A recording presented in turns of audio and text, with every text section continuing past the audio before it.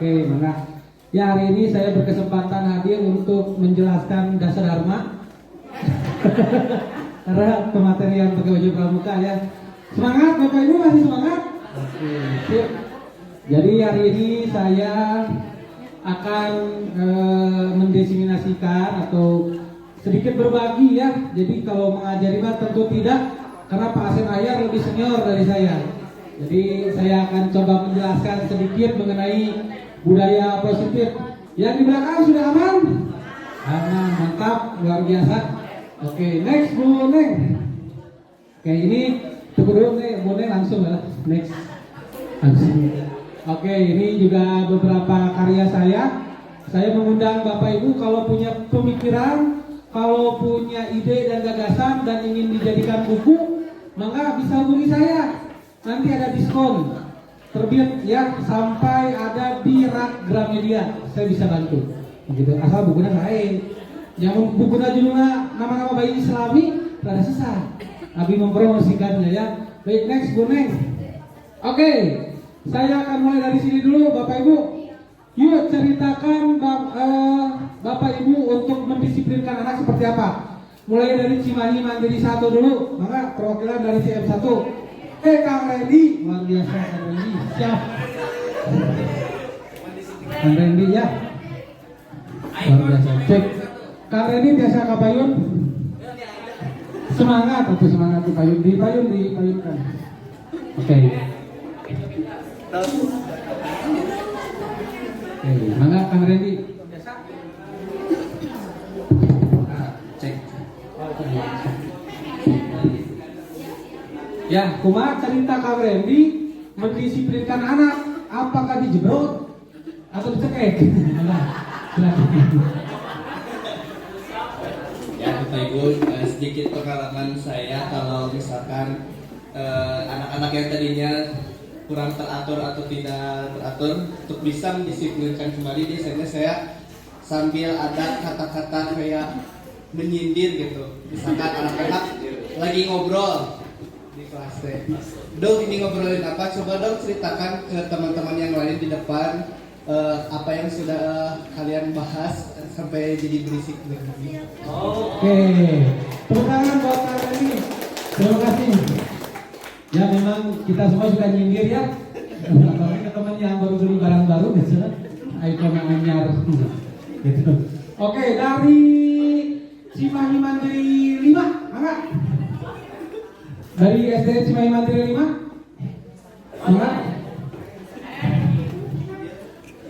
Ditunjuknya langsung. Mandiri 5. Mandiri sana SD Cimahi Mandiri. Bapak Mandiri 5. Oh, kalau idenya Cimahi Mandiri 5. Paham, guru paham kali wae ah. Nah, ini ada Ibu. Maka kita ada Bu Heni ya, ini bunda saya. Bu, mangga Bu. Nah, kita bisa berbagi praktik baik nih. Bu Heni, bagaimana cara Ibu mendisiplinkan orang kali? Ya. Mangga coba Ibu. Saya Bu. Cara mendisiplinkan anak yaitu kalau saya pribadi misalnya dengan contoh yang baik, dengan teladan gitu. Ya, apabila ada anak yang tidak sesuai dengan keinginan kita yang diberi teguran, yang kalau sudah keterlaluan ya diberi sanksi ya. Biar tahapannya dia. Ya. Oke, jadi dari pertama tadi pengalaman, kemudian baru bisa. Itu kan buat Ibu Heni dari RT Cimahi Mandiri 5. Oke.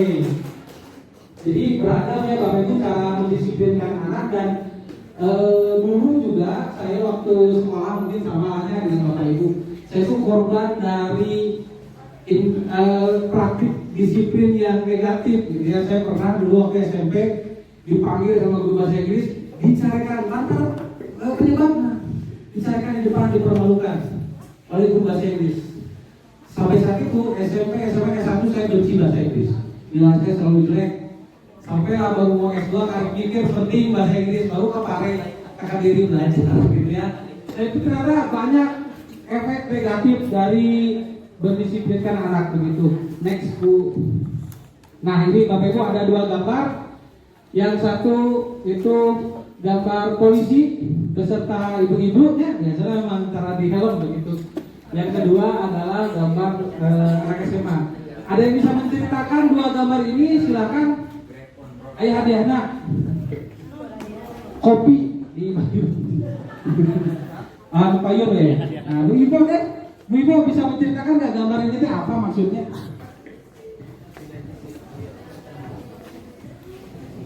Ya, izin Bapak dan Ibu sekalian. Untuk gambar di sini yang saya amati gitu ya.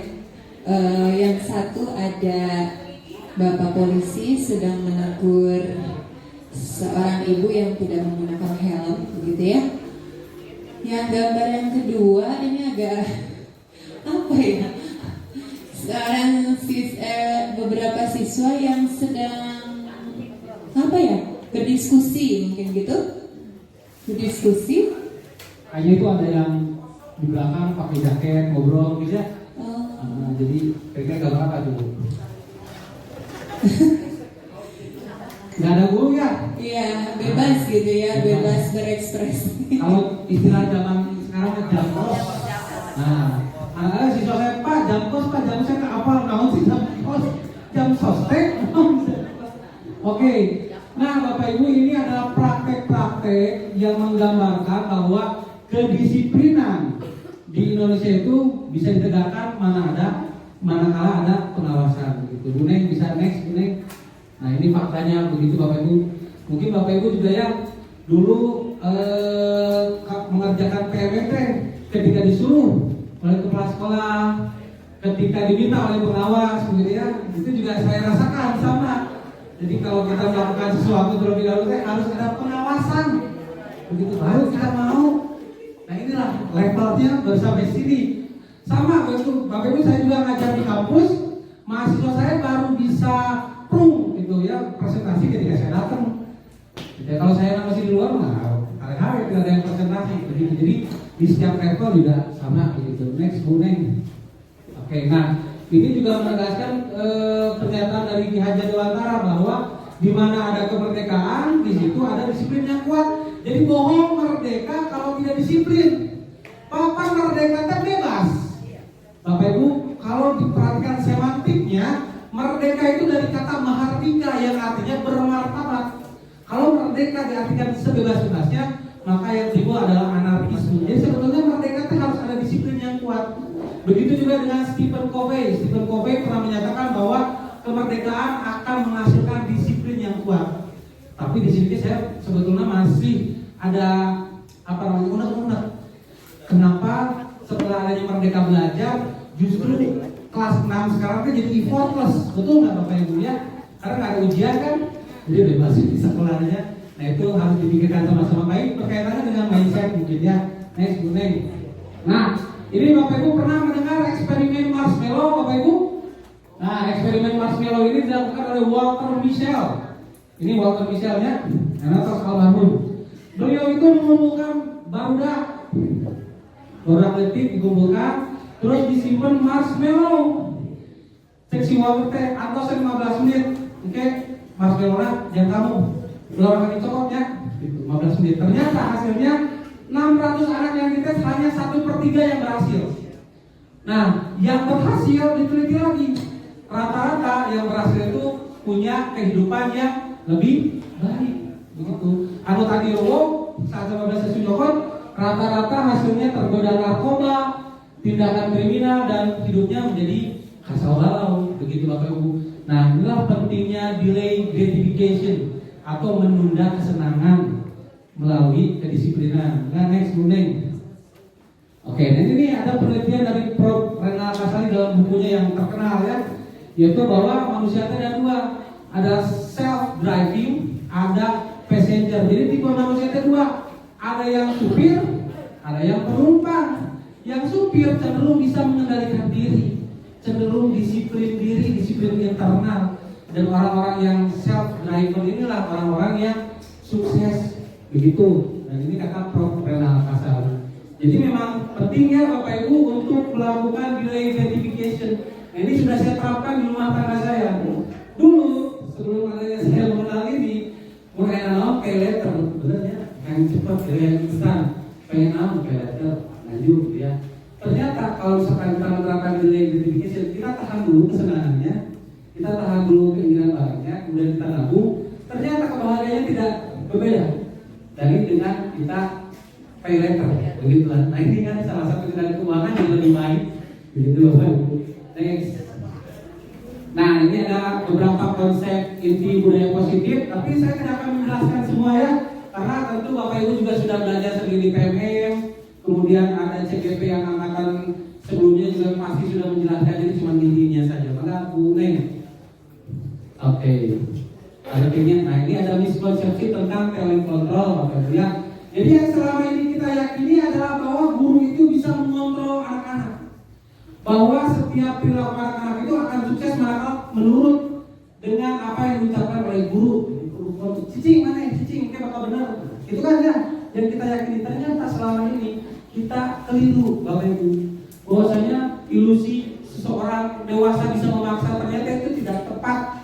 Banyak praktek-praktek yang selama ini kita lakukan rata-rata ingin mengontrol anak, padahal anak sebetulnya bisa membangun atau mengkonstruksi sendiri apa yang mereka pikirkan. Bapak Ibu begitu. Next Bu Neng. Oke, nah sekarang kita masuk ke materi inti gitu ya, apa itu disiplin positif yang menjadi dasar bagaimana bisa menjadi merdeka belajar. Jadi merdeka belajar tidak akan hadir tanpa ada disiplin, tapi disiplinnya yang bagaimana?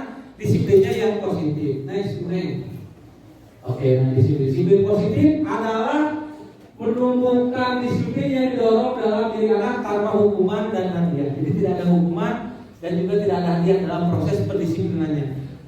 Pure murni dalam diri anak atau internal. Jadi yang berbicara pada disiplin positif adalah motivasi internal, teman-teman ya. Jadi kalau kita misalkan pakai hukuman, kemudian meminta anak untuk melakukan sesuatu dengan papan bintang, misalkan ya, masih ada yang suka pakai papan bintang, dan sama saya juga masih, Bapak Ibu. Ternyata itu bukan praktek disiplin positif, itu adalah praktek disiplin yang kita maknai disiplin yang tidak positif, begitu ya. Nah, disiplin positif juga berfokus pada memberikan dorongan positif, Bapak Ibu ya.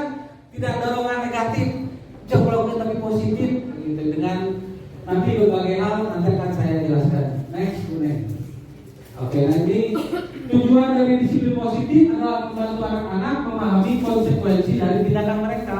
Itu Bapak Ibu, jadi tujuannya atau fungsinya adalah supaya anak-anak tahu apa konsekuensi dari seluruh tindakan mereka.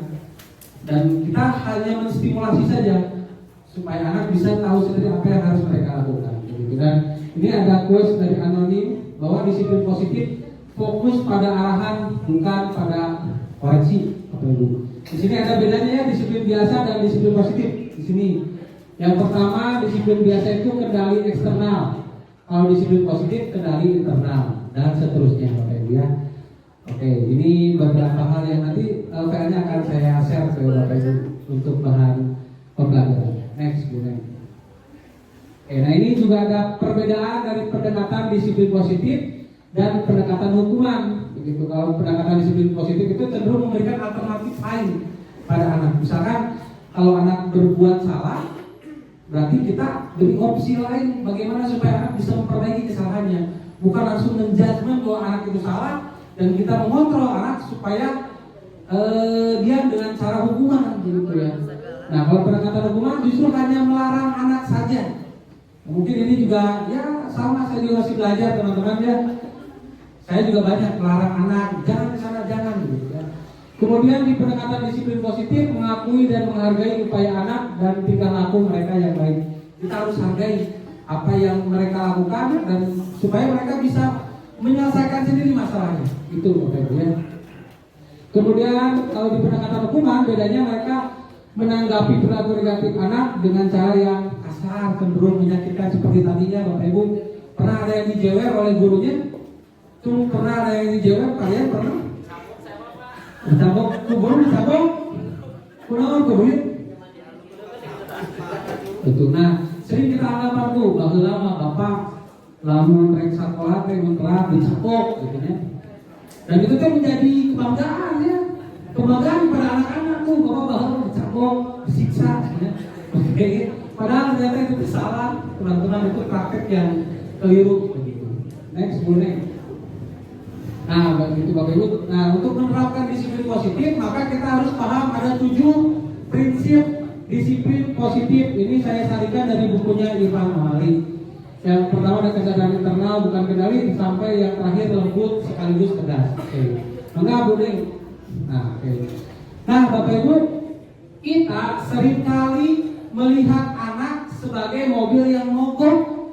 Jika saya boga siswa itu bisa maca wae atau embung wae ka payun untuk presentasi, saya itu sedang menganggap anak jadi mobil nu mogok. Bahkan cenderung guru-guru teh ngomongkeun di ruang guru teh, budak kita mau bisa tapi enggak hilang, yakin eureut ciri kami gitu kan. Seperti itu. Jadi malah ngagibahkeun anak begitu ya. Nah, itu ada cara pandang bahwa kita melihat anak mobil yang mogok. Padahal anaknya mobil canggih yang justru guru nasional tidak bisa mencetna, tidak bisa muka pantolna, tidak bisa mobil Tesla banyak muka pantolna kan presiden jari, gitu kan. Padahal anaknya mobil yang canggih bukan yang mogok begitu Bapak Ibu. Itu yang perlu kita tanamkan pada disiplin positif. Jadi tong suzon ke anak-anak. Justru kita harus menganggap anak itu canggih begitu. Nah, sekarang apa Pak Yura tombol ajaibnya? Di sini ada tombol ajaibnya. Next, Boneng. Ada 10 tombol ajaib supaya anak bisa maju sorangan. Nah, supaya anak bisa semangat. Yang pertama kesenangan. Kasih pelajaran yang membuat anak senang. Misalkan anak senangnya ayeuna TikTok, misalkan micro learning, Bapak Ibu TikTok kan 15 detik itu namanya dalam teori pendidikan disebut micro learning. Maka Bapak Ibu boleh menugaskan anak dalam konsep micro learning. Anak-anak diminta untuk membuat 15 detik penjelasan tentang ekosistem misalkan. Kan bisa itu dengan kesenangan. Anak-anaknya jadi luar biasa. Kreasinya muncul. Jadi waktu semester kemarin saya lakukan tugasnya membuat iklan. Dikasih kan ada yang membuat iklan ternyata luar biasa Bapak Ibu kreasi anak-anak dalam edit capcut ya. Ya. Ternyata anak lebih expert dalam menggunakan CapCut dibanding guruna. Guruna yang masih kita pakai template doang. Template, tapi kalau anak sudah luar biasa. Ternyata kalau dengan kesenangan anak bisa jauh lebih baik. Kemudian yang kedua kebanggaan. Ya, kita berikan kebanggaan kepada anak bahwa mereka itu adalah anak yang istimewa, yang luar biasa, supaya mereka bisa tombol ajaibnya dipencet, gitu ya, terpencet. Kemudian yang ketiga keingintahuan, curiosity. Nah, ini kan prinsip dari pembelajaran APA 21 adalah menciptakan curiosity supaya anak banyak ingin tahunya begitu. Kemudian ada minat, ada purpose, tujuan, ada manfaat, tantangan, keyakinan, dan makna. Ini 10 tombol yang Bapak Ibu bisa pilih supaya anak bisa jadi mobil yang canggih. Nah, kalau misalkan ininya tidak dipencet oleh Bapak Ibu, maka selamanya Bapak Ibu akan menganggap anak itu mobil yang mogok, tidak bisa maju, tidak bisa wae maca, tidak bisa wae bager, misalkannya batangor wae. Nah, mungkin tombol-tombol ininya belum dipencet begitu. Next, Buneng. Nah, lantas bagaimana kita menemukan bakat minat anak? Nah, mari kita praktikkan 4E Bapak Ibu ya. Nah, boleh dicatat nih. Yang pertama enjoy. Anak-anak baru dah tuliskan aktivitas yang membuat kamu senang. Tulis sampai semua. Tulis. Kemudian yang kedua isi dari daftar di atas checklist yang menurut kamu gampang dalam mempelajari. Bikin checklist. Gampang. Terus yang ketiga excellent. Dari daftar yang tadi mana yang menurut kamu mempunyai kemampuan rata-rata yang sangat baik. Sampai terakhir earn. Dari daftar di atas pilih dan tulis lagi aktivitas yang bisa memberi manfaat. 4E ini bisa dipraktikkan untuk membuat anak tahu minat dan bakatnya. Begitu Bapak. Ini praktek sederhana dan kan kita sering mengikuti pelatihan terus kata narasumber, ya cari bakat dan minatnya. Tugas guru adalah menemukan bakat dan minatnya. Tapi kadang kan prakteknya hese, gimana caranya? Paling ini kira-kira saya tahu sok nyanyi, saya tahu sok gambar, kan sampai gitu unggul. Anak ini sok jago nyanyi, anak ini jago gambar, padahal masih banyak. Nah ini 4E ini bisa Bapak Ibu lakukan supaya kesadaran internal anak bisa muncul begitu. Next, Bu Neng. Nah, prinsip yang kedua adalah konsekuensi logis, bukan hukuman, Bapak Ibu ya. Sering Bapak Ibu kalau telat hukumannya naon kira-kira? Mun telat di piwaran naon Bu? Bebersih WC ya. Telat bebersih WC. Aya nu nguras toren telat. Aya anak nu telat nguras toren. Nu biasa mah yang biasa anak telat disuruh lari pernah? Nah, saya pernah dulu waktu SMA telat disuruh lari. Kira-kira logis nggak Bapak Ibu? Enggak. Meskipun lari adalah kegiatan yang positif, tapi ketika disandingkan dengan kesalahannya telat, itu sudah bukan lagi hal yang tepat. Nah, apalagi anak telat disuruh ngagosokan WC. Nu aya WC-nya beki rujit, lain beki bersih. Nah, apakah anak setelah dihukum akan jerah? Kira-kira Bapak Ibu? Menurut Parian gimana Parian? Kira-kira anak kalau dihukum jerah tidak? Benar Parian? Sih kurang Next Bu Neng. Nah, ini 4 efek samping hukuman Bapak Ibu. Aya nu ngaranna 4R, tadi mah 4E, ayeuna 4R. R yang pertama resentment. Nah, resentment ini si anaknya akan ngomong, "Ieu teu adil. Urang mau percaya deui kasih ibu jeung kasih bapak." Kita iksen. Yang kedua adalah rebellion. Saya akan melakukan yang sebaliknya. Saya buktikan kalau saya punya cara sendiri. Gitu, dendam anak teh. Lamun geus diberi hukuman mah. R nu katilu, revenge, dendam. Mereka sekarang boleh senang, tapi engke tingali bapak, ku saya digebukan. Nah ini terjadi Bapak Ibu di Cicalengka. Di Cicalengka terjadi di tempat tinggal saya, guru salah satu sekolah swasta karena sudah menghukum, pulangnya dikepung, ditonjokkan, digebukan sampai ke rumah sakit. Betul, luar biasa. Dan R yang terakhir, retreat. Awasnya kemah mau kapanggih, tingalikeun. Jadi ini efek dari hukuman teh. Moal aya bisa membuat anak jerah. Justru anak semakin memiliki motivasi untuk melakukan kesalahan lagi. Begitu Bapak Ibu ya. Tapi memang prakteknya hese. Saya punya siswa yang hese bisa bangor luar biasa.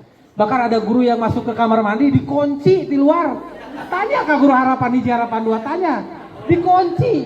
Masya Allah luar biasa. Guru kan bisa keluar atunya. Astagfirullah, itu terjadi. Saking kesel aku saya diukeun cicing ka dieu. Mane kasep teu? Henteu. Mane beunghar teu? Henteu. Mane pintar teu? Henteu. Cicing atuh, arek cicing.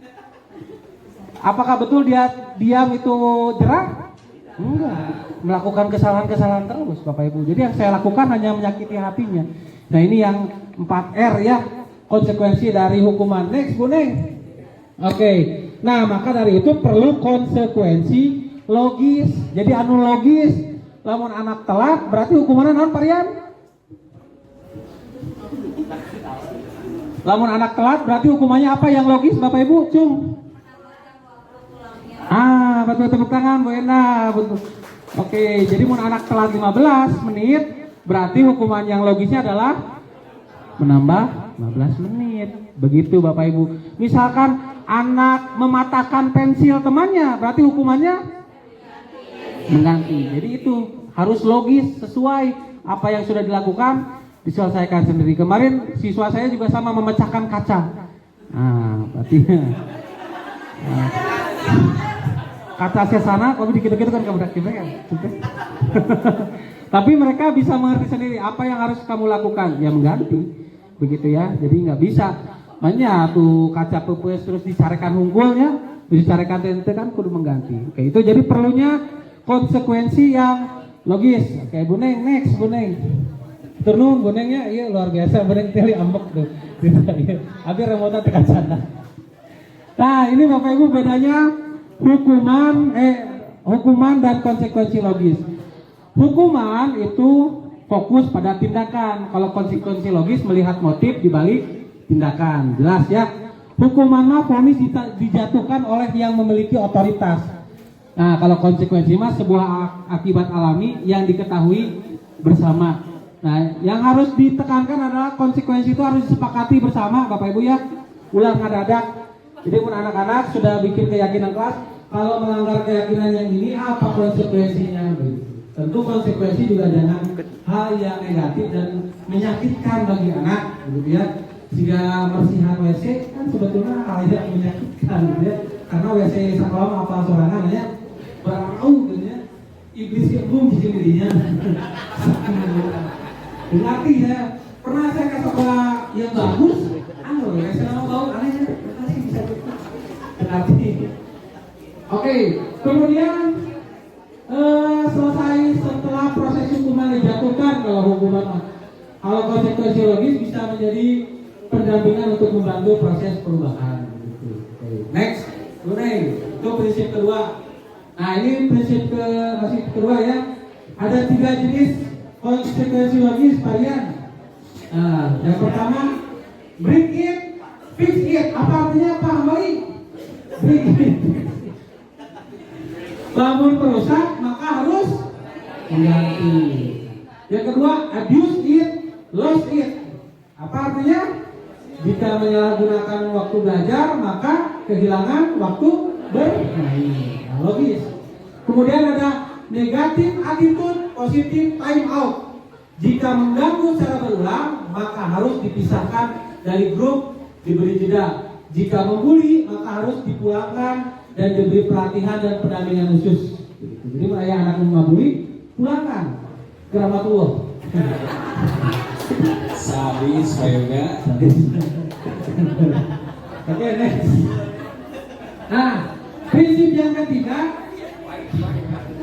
hadiah itu sogokan yang adiktif. Jadi Bapak Ibu di prinsip disiplin positif maka ayah hadiah. Yang ada adalah dukungan Bapak Ibu. Coba ayah teks Bu, orang baca mana Bu? Abi yuk berat dari ini. Bu pang bacakan Bu tah eta. Hadiah dari ibu. Ini diiming-imingi hadiah oleh ibunya bila membersihkan dan merapikan kamarnya yang anda-andakan. Namun setelah menerima hadiah dari ibu, kamar kembali anda-andakan. Ibu pun kembali memberi iming-iming hadiah yang sama, namun ini tak bergeming, malah meminta hadiah yang lebih besar. Nah, gitu Bapak Ibu ya. Jadi kalau misalkan dikasih hadiah mah jadi adiktif. Abdi ini kan pakai papan bintang ya, bintang merah sama bintang kejora. Nah, karena bintang biru ya. Lesti itu mah Arab orang Cianjur. Iya, orang Cianjur ya. Lesti Kejora. Lesti Kejora. Jadi setiap anak ini siapa yang depan? Pak, pakai bintang nggak? Satu bintang wae jadi nama seperti itu. Iya, jadi adiktif Bu, kami pasti hadiah. Jadi tiap orang kan memang suka hadiah, tapi hadiah bisa jadi motif, bisa jadi motivasi efektif, tapi kena jadi adiktif begitu. Next, Buneng. Ngambek atuh. Tepuk tangan buat Buneng. Oke, next. Selanjutnya ini ada perbedaan dukungan dan pujian. Bapak Ibu cobi kita baca sama-sama. Kalau dukungan mah kamu sudah bekerja keras, kamu layak dapat prestasi itu dukungan. Tapi pujian mah kamu hebat. Berarti mau ayam sok tepuk good jobnya dan pujian. Terus dalam dukungan mah anaknya sebagai subjek. Rian, kamu pasti bangga pada dirimu. Nah, itu dukungan. Tapi pujian mah Pak Yoga bangga kalian. Nah, itu pujian. Bangga ya. Coba kalian berdiri. Saya dulu ya anak budak SMK ya. Nah, itu namanya hukuman. Nah, itu sudah tidak baik ya. Saya kira kalian, kira-kira kalian berikutnya akan cerah kan? Tidak. Kayak mah tinggalin Pak Yoga, kayak mau malah dibukakan lagi. Sarana. Oke, nah terus selanjutnya dukungan memberi kepercayaan. Ibu bapak percaya kamu bisa belajar dari kesalahan. Tetap dukungan. Tapi pujian mah ibu bapak senang kamu mendengar nasihat kami. Jadi ini bisa dipraktekkan sebetulnya di rumah ya Bapak Ibu ya. Jadi kalian kamu barangkali untuk pujian lain, perlu dukungan. Kalian ke istri kami untuk puja wae dukungan. Saling kata tangga gitu. Next, Bu Neng. Oke, nah ini nih ada yang keempat. Prinsip yang keempat adalah koneksi sebelum koreksi. Oke. Nah ini ada teks nih. Pak Rian, mana Pak bacakan Pak Rian? Koreksi yang pertama, saat kalian tiga membersihkan kelas dan Dani hanya duduk di pojok kelas melihat Dani yang tidak menjalankan tugasnya. Pak Denny langsung dengan nada tinggi menyuruh Dani untuk bekerja. Bukannya bekerja, Dani langsung melempar sapu dan pergi keluar kelas. Itu ada rabun. Berarti ini harapan duanya. Udah, terus ya. Budina melihat kejadian itu dan menghampiri Dani di pojok kamar. Yang ketiga, kelihatannya kamu sedang marah karena kesal. Tanya Bu Dani. Ya, saya kesal. Ya, saya kesal. Setiap weekend kebetulan selalu saya yang capek bekerja. Sementara teman-teman lain hanya menonton, tetapi saya yang selalu disalahkan. Itu sedihnya berarti. 4. Budina menegur dan mengangguk menunjukkan empati. Ibu paham dengan kesalahan ini. Budina tahu dan semua orang tahu Dani adalah anak yang bertanggung jawab. Tidak peduli apakah yang lain bertanggung jawab atau tidak. Kamu pasti dan selalu menyelesaikan tanggung jawab. Setelah tenang, Dani pun melanjutkan tugas membersihkan kelas. Apa perbedaan Pak Denny dan Budina? Pak Rian langsung jawab. Mana? Bapak Ibu, apa nih perbedaan Pak Denny dan Budina? Pak Denny mah golongan 3A, Budina. Pak Denny apa dan Budina bedanya? Tentu ya, Pak Denny itu cenderung tanpa koneksi langsung koreksi, gitu ya. Kalau misalkan Budina koneksi dulu, kemudian koreksi, begitu. Ini terjadi waktu teman saya, waktu itu saya SMA, teman saya dan saya telat, tiba-tiba guru BK datang langsung didapur. Tolong nana, terus ditangkis, teman saya terus story ditangkis, langsung berantem di sana di depan parkiran. Gitu. Itu kan tidak ada koreksi dulu, langsung koreksi, bahkan langsung dengan tindakan. Itu berbahaya sekali Bapak Ibu. Next. Nah ini jadi Bapak Ibu, kalau misalkan anak yang lagi marah, memang tidak bisa langsung kita berikan assignment, tidak bisa kita langsung berikan judgment Bapak Ibu. Maka kita harus bisa mengendalikan layangan putus. Jadi anak yang lagi marah atau anak yang lagi berbuat kesalahan seperti layangan putus. Jadi terbiasa, tapi harus kita koreksi dulu, begitu ya Bapak Ibu. Nah ini ada kita tak mungkin mengendalikan layangan putus. Harus baikkan dulu, gitu ya. Jadi misalnya langsung bilangnya Buning, nanti bikin Buning ya, Buning kalau layangan putus, bisa aja perbaikan aja Buningnya. Iya. Dan seterusnya. Jadi bangun hubungan terlebih dahulu dengan anak. Next, Buning. Nah ini bagaimana nih cara membangun koneksi? Ada 6 cara Bapak Ibu. Dengan sapaan, dengan gestur, validasi emosi, memberi kepercayaan, perhatian, dan jadi pendengar yang aktif. Nah ini yang kurang. Di bahasa Indonesia tidak diajarkan untuk mendengarkan ya, padahal penting jadi pendengar yang baik dibanding jadi ngomong jadi pendengar. Dan ini ada 5 tipe bahasa cinta. Nah, Mang Buning maka dibacakan 5 tipe bahasa cinta. Nah, benar ya. Kalau cek Genji mah love language ya. Dalam bentuk kata-kata. Yang kedua, kesediaan menemani. Yang ketiga, memberi cindera mata. Yang keempat, kontak fisik.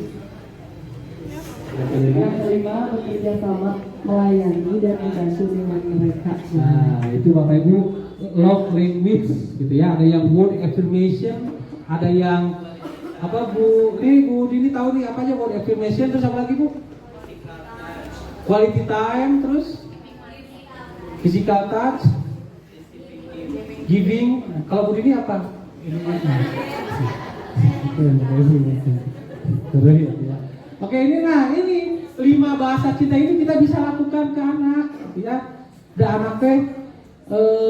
anak kita sendiri gitu ya. Kemarin saya pelatihan dengan Pak Dr. Sandi, mungkin ada ya dari Mandiri 5 dan Mandiri 2. Nah, Pak Sandi mengatakan bahwa kadang-kadang kita stres karena menganggap anak bukan anak kita sendiri.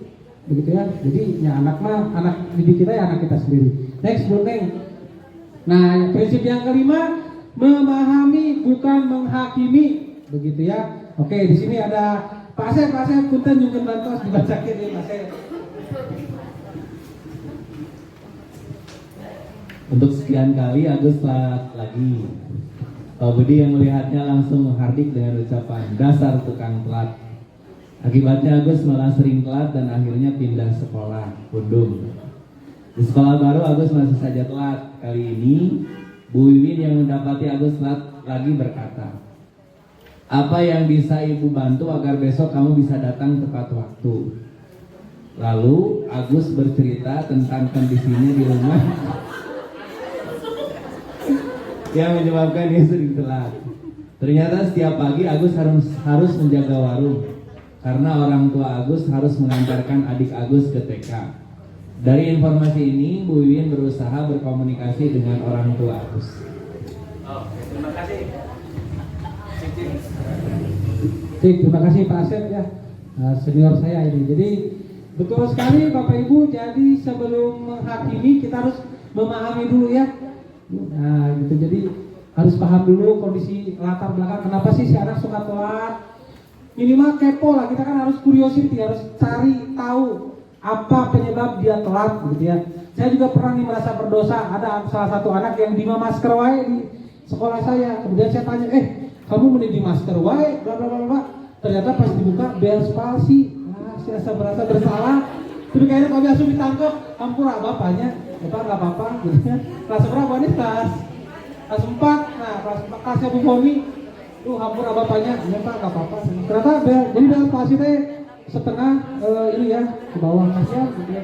Jadi di masker wae gitu. Nah, itu kan karena saya langsung menghakimi tanpa tanya dulu kenapa kamu di masker. Kalau mungkin saya tanya, saya tidak akan merasa bersalah seumur hidup ya, karunya murangkalina. Next, kuning. Oke, nah ini ada 2 tipe pertanyaan, ada judgment statement. Pak Budi menyikapi Agus dengan kesal dengan menggunakan pernyataan yang menghakimi. Ini judgment statement langsung. Terbalik, dasar misalkan biasanya gitu ya. Tapi kalau curiosity question, Bu Wiwin menyikapi keterlambatan Agus dengan penuh keingintahuan dan keinginan mencari solusi dengan menggunakan pertanyaan yang menggali. Nah, ini ada pertanyaan. Di sini ada contohnya pernyataan menghakimi dan pernyataan yang menggali. Ini ada ya contohnya Bapak Ibu. Jadi ya harus memahami dulunya Pariannya. Parian harus memahami Kang Randy memahami Kang Rian gitu ya. 2R. Nah. Oke, next. Nah, prinsip yang ke-6, mengendalikan diri bukan mengendalikan anak, Bapak Ibu ya. Jadi prinsip dalam disiplin positif mah nu kudu dikendalikan justru anak. Justru diri. Udah jadi salah. Justru diri bukan anak, tapi kita kan karena mungkin ngerasa jadi guru, jadi ngerasa jadi sang pengendali anak. Nah, padahal menjadi guru bukan menjadi pengendali anak-anak, tetapi memberikan teladan untuk mengendalikan diri sendiri, Bapak Ibu ya. Dan sebetulnya materi disiplin positif mah materi common sense yang Bapak Ibu sudah tahu semua sebetulnya. Next. Oke, nah bagaimana cara mengendalikan emosi? Ada tipsnya Bapak Ibu. Dengan tanya. Oke, T, terima. Jadi mengukir emosi, Parian, tarima we. Tarima. Kedua, amati. Nah, dia mengukir emosi, Parian amati mengukir emosi gitu ya. Kemudian nikmati karena emosi kalau apalagi dalam perspektif Islam, sesuatu hal yang membuat kita kesal kan bisa menambah pahala kita, menambah sabar begitu ya. Yakini dan terakhir aksi. Nah ini cara mengendalikan emosi. Katanya boleh emosi bahkan harus kalau kita marah juga nggak apa-apa gitu ya, tapi harus dengan harus dikendalikan begitu. Next Bu Neng. Oke, nah terakhir lembut sekaligus tegas, disiplin positif mah Bapak Ibu. Tapi yang ada sekarang guru-guru atau saya itu justru sebaliknya, lembek tapi keras. Iya, contohnya lembek tapi keras, lembek tapi keras. Nah, sok lembek tapi keras. Kue ya. Jadi dia lembek tapi keras ya. Buru, kita masuk jam 10, buru, gimana? Pak, tugas sekali dulu, sok apa ya? Sok, berhenti kan? Nah, itu karena lembek keras, lembek tapi keras, gitu ya. Yang betul itu adalah kind and firm, lembut sekaligus tegas. Nah, ini ada satu cerita nih, Pak Arya, mangga baca deh.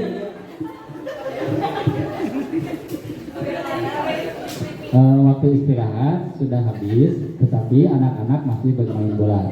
Kemudian ibu tanya, berkata dengan lembut, waktu istirahat sudah habis ya. Beberapa anak protes, tetapi Fanya menjawab dengan gestur menunjuk jam tangannya. Beberapa anak juga menggerutuk, tetapi Bu Fanya hanya menjawab terima kasih sudah menaati kesepakatan kita. Gitu ya Bapak Ibu ya. Itu kind and firm, meskipun dengan lembut tapi tetap tegas. Jangan sampai komitmen yang kita bangun bisa dengan mudah itu ya tidak disepakati begitu. Dan ini sekaligus jadi prinsip terakhir dalam disiplin positif Bapak Ibu. Ada yang bisa menyebutkan 7 prinsip disiplin positif, Cung? Saya akan kasih hadiah, benar ini Mas? Saya? Oke, Bu Dini. Oke, mangga Bu Dini. Silakan.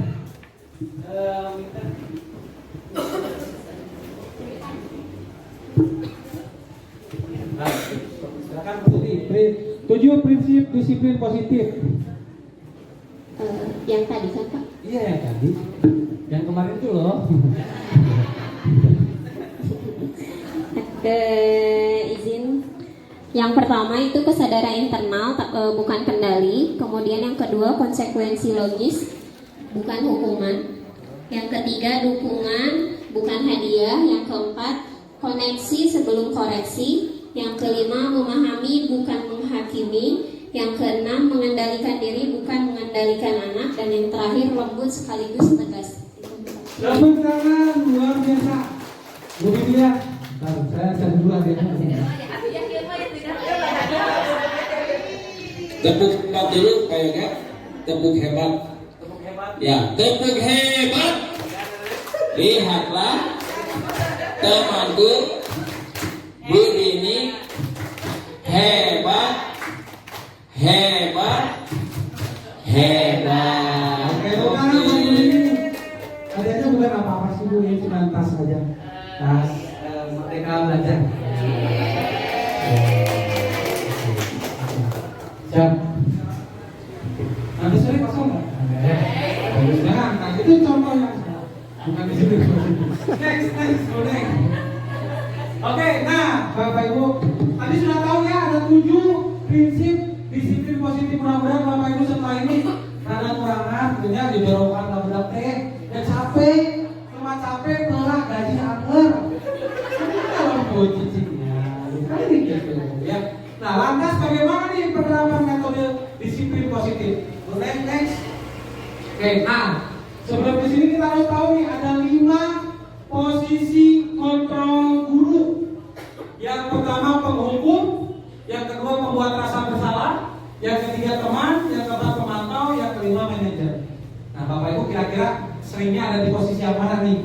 Cobi Ibu sebagai guru posisinya di mana?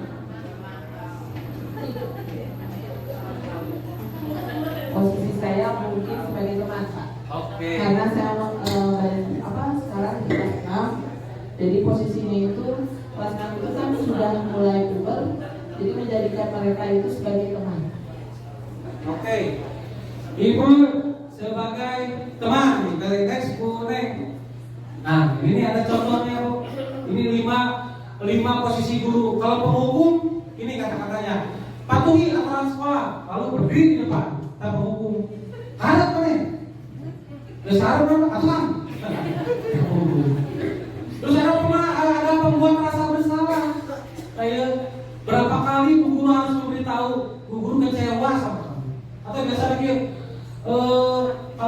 seperti ini, nanti ibu yang dimarahi kepala sekolah, membuat merasa bersalah, dan itu gak baik ternyata. Yang ketiga, ada sebagai teman nih, ayolah yang tertib, buat guru bangga, kali ini tidak apa-apa kamu salah, itu sebagai teman. Jadi ayolah tenang, kalau santai, bolos, ya. Bahkan di sekolah-sekolah menengah atas ada yang guru dan anaknya bareng ngerokok, gitu. Tapi di luar lingkungan sekolah tentu ya, banyak seperti kelas juga. Betul. Karena itu sebagai teman. Terus yang keempat, pemantau. Kamu sudah melanggar apa peraturan dan konsekuensinya? Itu pemantau. Terakhir ada manajer. Apakah kamu tahu kesalahanmu? Kira-kira bagaimana kamu akan memperbaiki kesalahan ini? Ini ada 5 posisi. Sip, dari bapak dan ibu sebagai teman. Pami Parian sebagai teman Pak. Parian sebagai teman. Mantap. Parian pemantau. Bawaslu ya. Pemantau. Sebetulnya posisi kontrol guru yang tepat yang mana dari 5 ini? Manajer. Manajer, betul ya. Jadi kalau manajer berarti guru harus bisa apa Pak Kiki? Harus bisa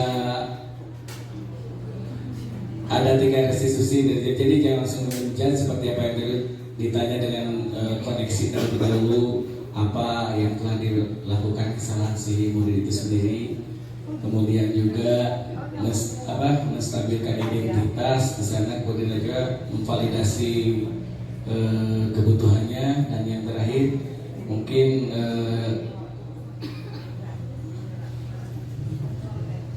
menanyakan keyakinannya itu adalah sebenarnya. Oke, tepuk tangan buat Pak Kiki. Luar biasa ya.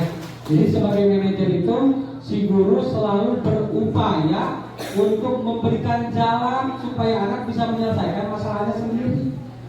Kami misalkan anak salah, kita beri jalan supaya anak bisa keluar dari masalahnya. Begitu Bapak Ibu. Ini 5 contoh penerapan 5 posisi kontrol guru. Berarti kita sepakati kalau dalam disiplin positif berarti posisi guru harus jadi apa? Manajer. Next, Bu Neng. Nah, kemudian setelah kita menjadi manajer, maka kita harus bisa membuat keyakinan kelas.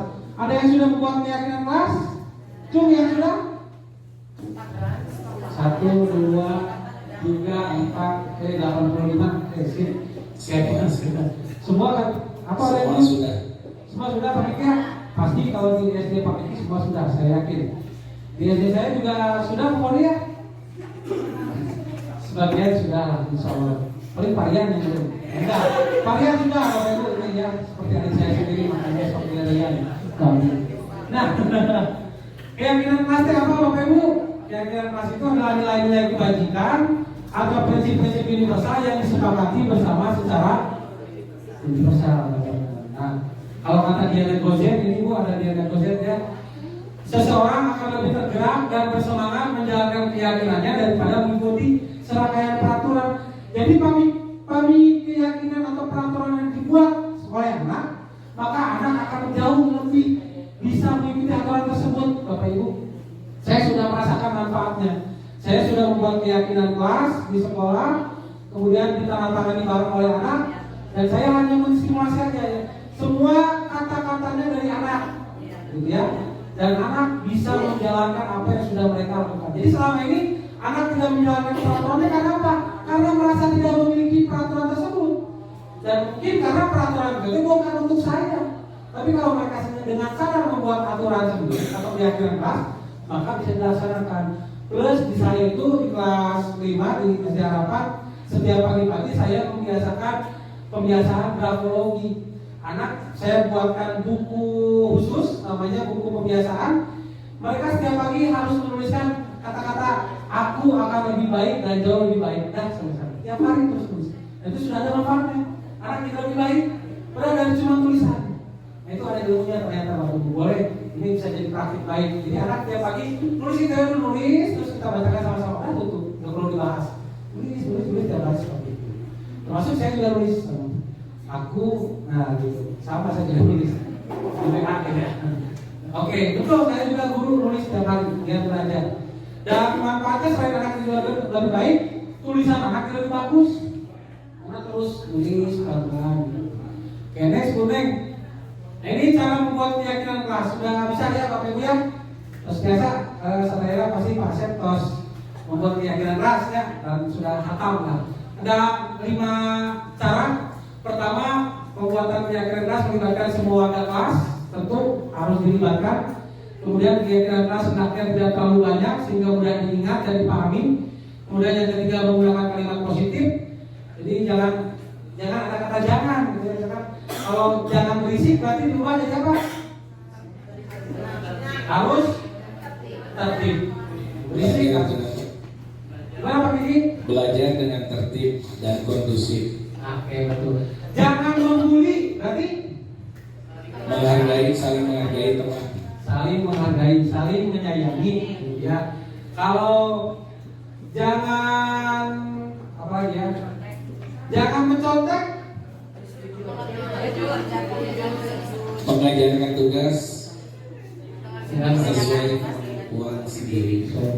Jadi pokoknya dihindari kalimat negatif ini juga prinsip ini diambil dari Finlandia. Dari Finlandia kan semuanya pakai kalimat positif.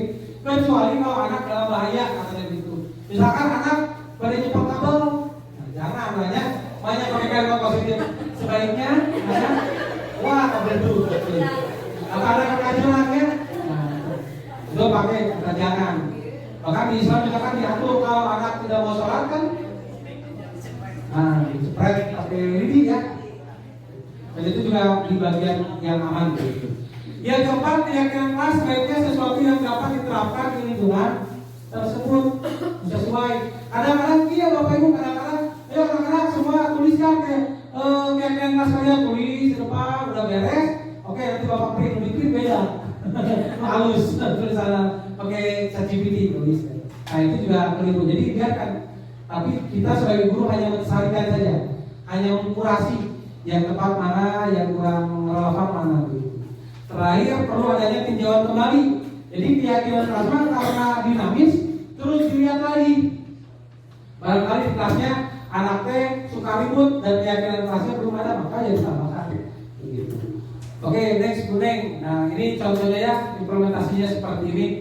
Tanda tangan dan pajang. Dipajang penting karena anak suka lupa. Dia harus tahu dipajang di depan, gitu ya. Ini keyakinan kelas kita. Begitu. Dan next kuning. Nah ini ada metode pendidikan restitusi. Selain membuat keyakinan kelas, guru juga harus menyelesaikan masalah dalam konteks restitusi. Begitu Bapak Ibu ya. Nah, apa itu restitusi? Restitusi adalah proses menciptakan kondisi bagi murid untuk memperbaiki kesalahan mereka. Jadi kata kuncinya di sana. Jadi kalau anak salah, maka proses anak itu harus bisa menyelesaikan masalahnya sendiri. Nah seperti kemarin yang kejadian di kelas saya ketika anak memecahkan bola, maka saya panggil anak tersebut memecahkan bola. Nah itu kalian harus fokus ya, harus fokus. Memecahkan kaca pakai bola. Ya.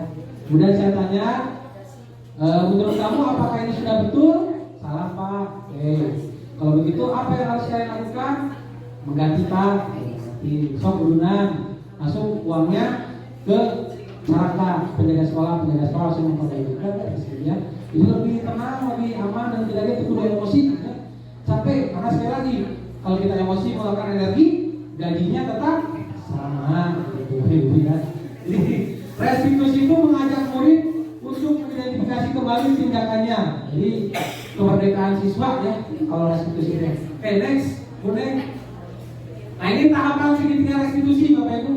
Yang pertama ada menstabilkan identitas, yang kedua ada validasi tindakan yang salah, dan yang ketiga ada menanyakan keyakinan. Oke, bingung kumaha? Kita akan lihat praktek segitiga restitusi yang akan dipraktikkan oleh boleh Bu Moni dan Pak Kiki, siap Pak Kiki? Siap, oke, maka Pak Bu Kalapayung kita akan mempraktikkan bagaimana sih contoh segitiga restitusi. Bu Neng jadi observator.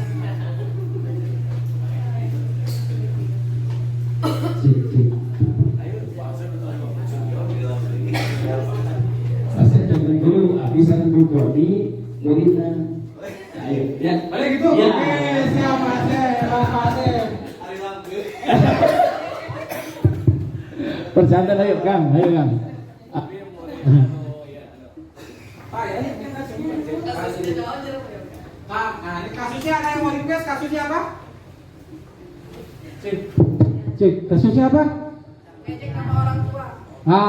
Mengejek nama orang tua. Pak Kiki jadi Bu Foni mengejek orang tua Bu Neng.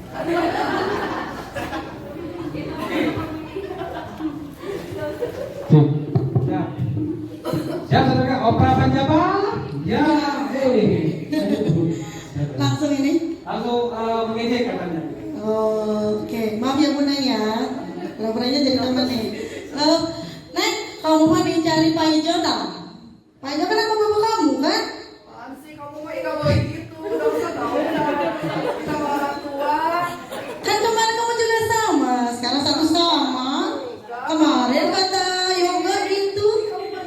Kenapa Kan nama bapakmu Pak Ijo. Kenapa ya apa ini? Kenapa ini sampai nangis kenapa saya? Gini Pak, kan kemarin kata Yoga, Neng itu ngejek saya, jadi saya bales. Ini apa coba? Kemarin Neng mah ngejek saya, katanya, ih Foni nilai kamu mah jelek, terus saya bales. Terus saya ngejeknya apa? Saya cuma bales nama bapaknya. Kan nama bapaknya Pak Baik, Ijo. duduk dulu sebentar, duduk dulu sebentar ya. Duduk dulu. Bapak tidak akan menyalahkan dua-duanya ya, dan tidak akan membetulkan dua-duanya nih. Coba ingin tahu kronologisnya seperti apa? Ini Pak, kan kemarin nih saya baru main, Yoga ikutan main. So tiba-tiba Yoga bisikin, kamu tadi ejek sama Neng loh, gitu. Katanya nilai kamu teh jelek. Terus saya kan gemes ya, saya bales, saya ejek. Jadi nama orang tua. Iya, nama bapaknya kan kemarin saya lihat di rapat Pak Ijo. Pak Ijo. Iya. Baik. Ada. Coba gimana lagunya? Lagunya gimana sih Neng? Lagu bapakmu? Ya, oke. Dengarkan Bapak ya. Dengarkan saya. Setiap orang, tolong dengarkan Bapak ya. Setiap orang pasti pernah berbuat salah. Betul? Betul. Betul. Dan itu hal yang manusiawi. Pak Kiki juga pernah melakukan kesalahan. Karena tidak ada manusia yang sempurna. Kesempurnaan hanya milik Allah. Betul? Betul Bapak. Sekarang Poni sudah menyadari nggak apa kesalahan Poni? Salahnya cek Neng Pak. Oke, Iya. Oke, selanjutnya ini merasa sakit hati sama Poni?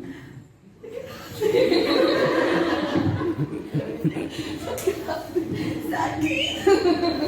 Oke, ini yang dengarkan dua-duanya. Pasti kan Poni juga punya alasan melakukan hal seperti itu. Tadi alasannya Bapak dengar bahwa kemarin Neng katanya ngajak saya karena nilai saya jelek. Ulangannya jelek. Iya. Iya, sama juga ya. Untuk dia juga ya harus menyadari kesalahan seperti dilakukan. Nah, kira-kira nih kalau pilih tanya ke keduanya karena sama-sama saling mengejek ya. Kalau Neng mengejek nilai hasil ulangan, Tony malas dengan mengejek nilai nama orang tuanya, itu juga sebetulnya bukan hal yang terpuji, betul kan? Betul Pak. Betul? Betul. Sekarang kalau Pak ditanya kira-kira keyakinan atau nilai-nilai yang sudah diyakini secara bersama-sama kira-kira apa ya? Tidak boleh mengejek Pak. Tidak boleh mengejek. Masih ingat kan? Masih. Saling menghargai betul ya. Ternyata kalian ingat ya. Ya. Tapi yang mesti Poni dan Neng lakukan dari sekarang ke depan berarti harus selalu ingat keyakinan atau nilai-nilai yang sudah disepakati di kelas kita. Betul? Betul. Oke. Nah, kira-kira ke depannya akan mengulangi kembali kesalahan yang sudah dilakukan. Tidak Pak. Benar, yakin. Yakin. Cius. Cius. Baik ya, saling memaafkan sekarang. Mudah-mudahan tidak terulang kembali. Tadi Bapak sudah menegaskan bahwa setiap orang pasti pernah berbuat salah. Tapi insya Allah kalau kita selalu menyadari kesalahan itu sendiri dan tidak untuk melakukan kembali, insya Allah kita akan di kelas belajar dengan nyaman, ya, dengan tertib dan saling menghargai tadi yang disampaikan, dan tetap kita harus memegang apa yang sudah nilai-nilai kebajikan atau keyakinan yang sudah disepakati. Oke, siap? Siap. Boleh saling bermaafan, boleh saling pelukan salaman dan berpelukan juga. Oke, terima kasih.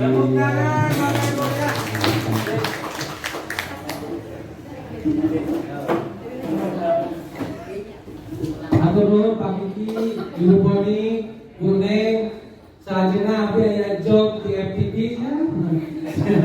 Dengan hadir dalam luar biasa, atur nuhun Pak Kiki sudah mempraktikkan segitiga restitusi Bapak Ibu ya.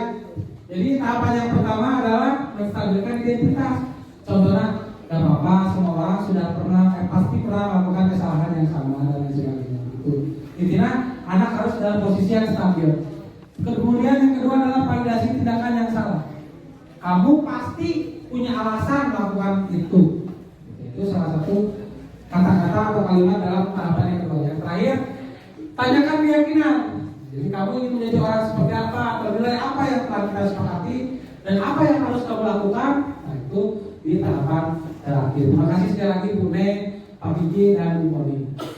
Next Bu Neng dan selesai Bapak Ibu ya. Terima kasih atas atensi dan partisipasinya, telah mendengarkan materi mengenai budaya positif. Nah, ini juga sebetulnya saya juga sedang belajar, jadi kita sama-sama belajar menciptakan budaya positif, karena merdeka belajar tentu tidak dapat diraih tanpa kemerdekaan, tanpa budaya positif, begitu ya Bapak Ibu. Nah, sehingga kita sama-sama berjuang untuk membangun budaya positif di sekolah. Sekian, mohon maaf jika ada salah kata. Wassalamualaikum warahmatullahi wabarakatuh. Waalaikumsalam warahmatullahi wabarakatuh. Bismillahirrahmanirrahim. Assalamualaikum warahmatullahi wabarakatuh. Alhamdulillah pada kegiatan refleksi hari ini, setelah saya mendapatkan materi tentang budaya positif yang disampaikan oleh yang terhormat Bapak Yoga Adi Pratama, saya sangat senang sekali, dan penyampaian beliau juga sungguh sangat detail dan terperinci, sehingga pemahaman saya lebih tercerahkan kembali. Mudah-mudahan saya bisa mengimplementasikan dan mengaplikasikan tentang budaya positif, terutama berkaitan dengan kedisiplinan di sekolah saya khususnya bisa lebih meningkat lagi.